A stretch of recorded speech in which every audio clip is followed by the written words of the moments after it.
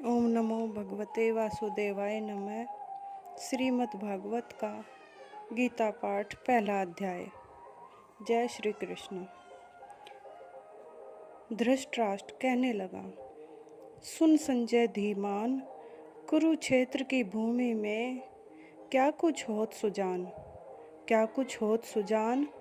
पांडु सुत और सुत मेरे गए वृद्ध के हेतु, वीर बुद्धि के प्रेरे दिव्य चक्षु और क्षेत्र को छौत्र को कर गए व्यास प्रदान। धर्म क्षेत्र की भूमि का बेजर करो बखान। गलती प्रभु माफ करें। पहला अध्याय अर्जुन विषाद योग।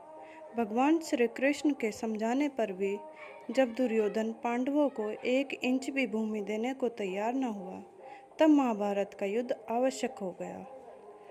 कौरवों और पांडवों की सेनाएं युद्ध के लिए कुरुक्षेत्र के मैदान में आमने सामने आ गई।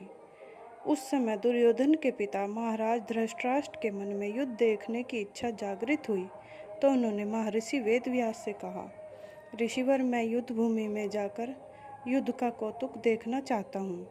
इस पर महर्षि वेदव्यास ने महाराज धृतराष्ट्र को नम्रतापूर्वक समझाते हुए कहा, हे राजन, आप नेत्रहीन होने के कारण युद्ध देखने में असमर्थ हैं, अतः आप वहां जाकर किसी प्रकार का भी लाभ नहीं उठा पाएंगे। मुनिवर, यह सत्य है कि मैं जन्मजात नेत्रहीन हूँ, लेकिन मुझ में श्रवण शक्ति तो है। भले ही मैं युद्ध नहीं देख पाऊंगा, लेकिन सुन तो सकूंगा। धृतराष्ट्र ने कहा। तब महर्षि वेदव्यास बोले, हे राजन, युद्ध भूमि में आपको जाने की कोई आवश्यकता नहीं है। आप चाहें तो यही महल में बैठकर युद्ध का संपूर्ण वृत्तांत सुन सकते हैं, जान सकते हैं।